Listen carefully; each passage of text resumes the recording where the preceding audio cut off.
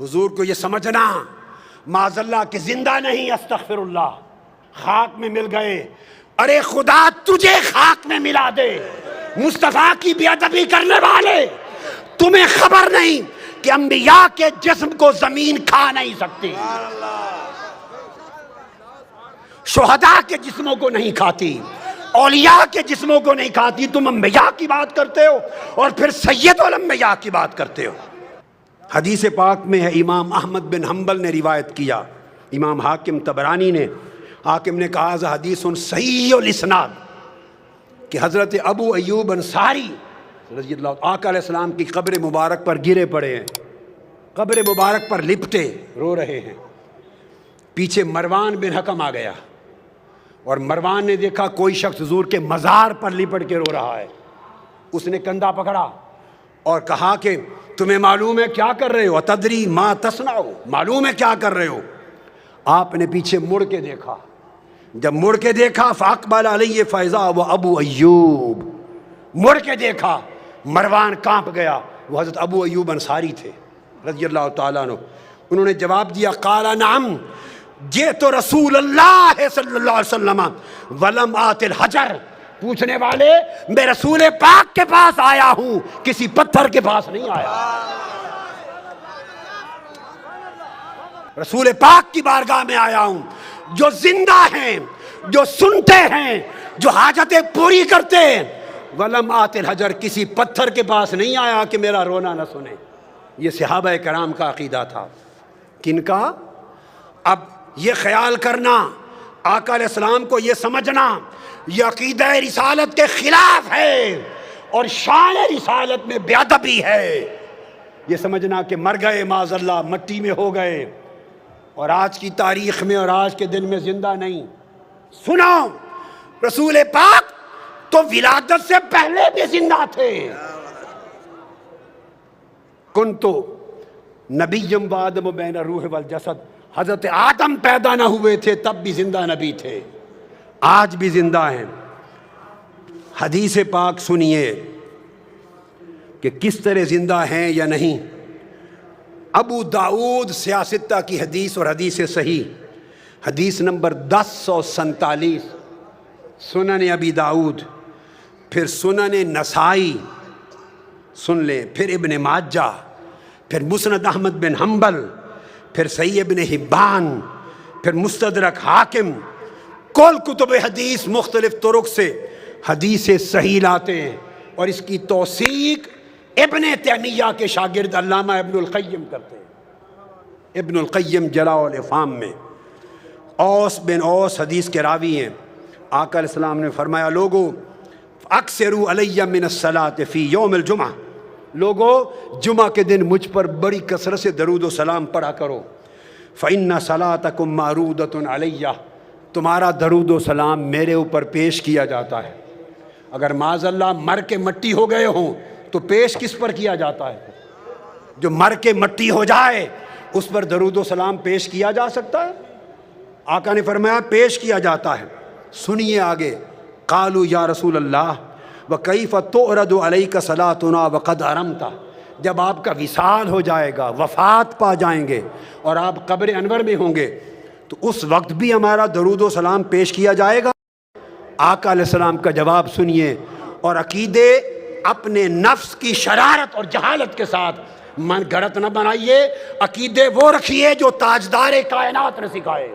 آقا نے فرمایا ان اللہ عز و جل حرم علی الارض ان تاکل اجساد الانبیاء، ہاں میری وفات کے بعد بھی تمہارے درود و سلام مجھ پر پیش ہوں گے، چونکہ اللہ نے زمین پر حرام کر دیا ہے کہ انبیاء کے جسموں کو کھائے. زمین انبیاء کے جسموں کو نہیں کھا سکتی. پھر اسی طرح یہ حدیث آگے آئیے، آقا علیہ الصلوۃ والسلام نے حدیث ابو الدرداء اور روایت ہے ابو الدرداء کی جسے امام ابن ماجہ نے روایت کیا سند صحیح سے، حدیث نمبر 1637، اور علامہ ابن القیم علامہ ابن تیمیہ کے شاگرد نے پھر توثیق کی. وہ آقا علیہ السلام نے فرمایا ان احدا لا یصلی علی الا اردت علی صلاتہ حتی یفرغ منہا. فرمایا لوگو قیامت تک کوئی مسلمان ایسا نہیں جو مجھ پر درود و سلام پڑھے اور اس کے فارغ ہونے سے پہلے مجھ پر پیش نہ ہو جائے۔ ابھی درود و سلام ختم نہیں کرتا کہ مجھے پیش ہوتا ہے۔ صحابی کہتے ہیں حضرت ابو الدرداء قلت وبعد الموت، یا رسول اللہ جب آپ وفات فرما جائیں گے اس کے بعد بھی؟ لوگ کہتے ہیں آج کی تاریخ میں زندہ نہیں، معاذ اللہ۔ میں تمہیں آج کی تاریخ بتاتا ہوں کیا ہے۔ پوچھا وفات کے بعد بھی؟ آقا نے فرمایا قال ان اللہ حرم علی الارض ان تاکل اجساد الانبیاء فنبی اللہ حی یرزق۔ فرمایا ہاں وفات کے بعد بھی اللہ کے نبی پر زمین پر حرام کر دیا ہے کہ اللہ کے نبی کے جسم کو کھائے۔ اللہ کا نبی قبر میں زندہ ہوتا ہے، اسے قیامت تک رزق دیا جاتا ہے۔ اور پھر آقا علیہ السلام نے فرمایا، حضرت حسن بن علی ابن ابی طالب روایت کرتے ہیں، امام ابو یعلا سند صحیح کے ساتھ راوی ہیں، آقا علیہ السلام نے فرمایا لوگو صلو علیہ وسلمو، مجھ پر کثرت سے درود بھی پڑھا کرو اور سلام بھی، فإن صلاتکم وسلامکم یبلغنی اینما کنتم۔ ایک تو تھا کہ فرشتے پہنچاتے ہیں، نہیں یہ دوسری بات فرمائی، فرشتے تو نوکری کرتے ہی ہیں پہنچانے کی، فرشتے اسی طرح پہنچاتے ہیں آقا کی بارگاہ میں درود و سلام جیسے ہمارے اعمال اللہ کی بارگاہ میں پہنچاتے ہیں۔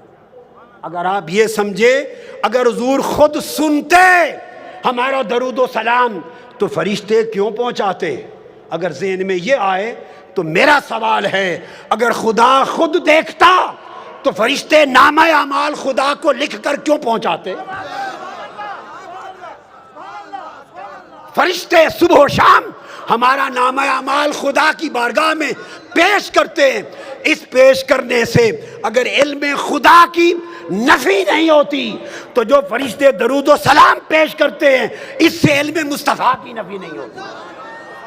آقا علیہ السلام نے فرمایا مجھ پر درود و سلام کی کثرت کرو، اس لیے کہ تمہارا درود اور تمہارا سلام خود پہنچتا ہے مجھ پر جہاں بھی ہوتے ہو۔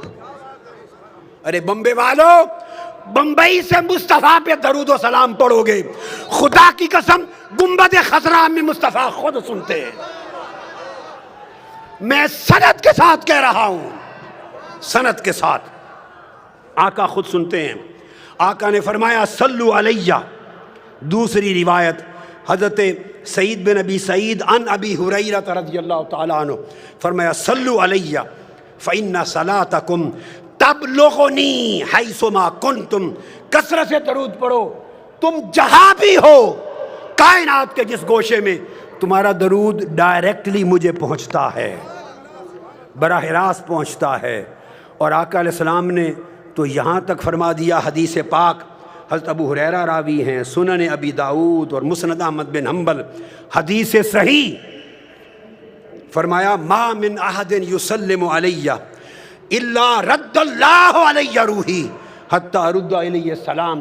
کائنات کی عرضی پر جہاں بھی کوئی مسلمان مجھ پر سلام پڑھتا ہے، درود و سلام پڑھتا ہے، آقا نے فرمایا الا رد اللہ علیہ روحی، اللہ نے میری روح میرے جسم میں واپس لوٹا دی گئی ہوئی ہے، میری روح میرے جسم میں واپس بولیے لوٹا دی ہوئی ہے۔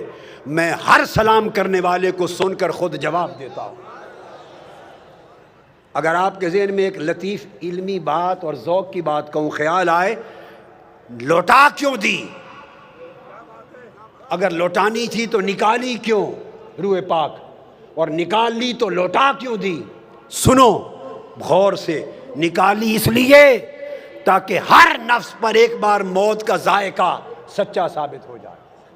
کل نفس ذائقۃ الموت، موت کا ذائقہ چکھنا بولیے ثابت ہو جائے۔ آقا علیہ السلام نے بھی چکھا، اب میرا وجدان کچھ اور کہے گا، کوئی کہے گا کہ موت کا ذائقہ چکھا، اور میں کہوں گا نہیں، موت مصطفیٰ کے لبوں کو چکھنے کے لیے آئی۔ ہائے ہائے، موت مصطفیٰ کو چھونے کے لیے آئی۔ مولا میں محروم نہ رہ جاؤں، میں بھی چھو لوں تیرے محبوب کو۔ اس لیے روح نکلی، اب سوال پیدا ہوتا ہے کہ لوٹا کیوں دی؟ قرآن کا قاعدہ ہے، نص قرآن سنیے، قرآن نے کہا وَلَلْآخِرَةُ خَيْرٌ لَكَ مِنَ الْأُولَىٰ، میرے محبوب تیری آخرت اور تیری بعد کی گھڑی، ہر بعد کی گھڑی پہلی گھڑی سے بہتر ہوگی، پہلی گھڑی سے بہتر ہوگی۔ مصطفیٰ کا جسم ہر بات کی گھڑی میں پہلی گھڑی سے بہتر مقام پر ہوگا، اور آقا علیہ السلام کی روح ہر بات کی گھڑی میں پہلی گھڑی سے بہتر ہوگی۔ جب روح جسم پاک سے نکل گئی، ذائقہ موت وارد ہو گیا۔ اب میں وجدانی بات کر رہا ہوں، ایسے لگتا ہے کہ جیسے روح کو جنتوں کو پیش کیا گیا ہوگا۔ روح مصطفیٰ جس مقام کو چاہے چن لے، روح بولی ہوگی میرے مولا تیرا وعدہ ہے کہ بعد کی گھڑی پہلی گھڑی سے بہتر ہوگی۔ میں 63 سال تک مصطفیٰ کے جسم میں رہتی رہی ہوں، 63 سال میں جسم مصطفیٰ میں رہی ہوں۔ تیرا وعدہ ہے کہ اب اس سے بہتر جگہ پہ جاؤں گی۔ اگر تیری کائنات میں مصطفیٰ کے جسم سے بہتر کوئی جگہ ہے تو وہاں بھیج دے، اور اگر جسم مصطفیٰ سے بہتر کوئی جگہ نہیں تو واپس لوٹا دے۔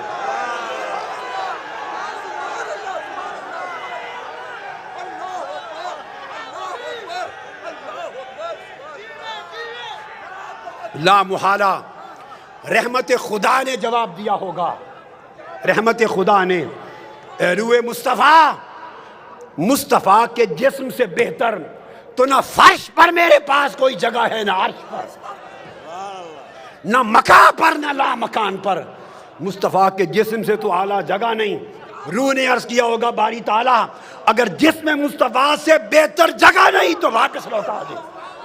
حکم ہوا ہے روح مصطفیٰ پلٹ جا اور قیامت تک مصطفیٰ کے جسم میں رہے۔ اس لیے حضور جسمانی طور پہ بھی زندہ ہیں اور روحانی طور پر بھی زندہ ہیں۔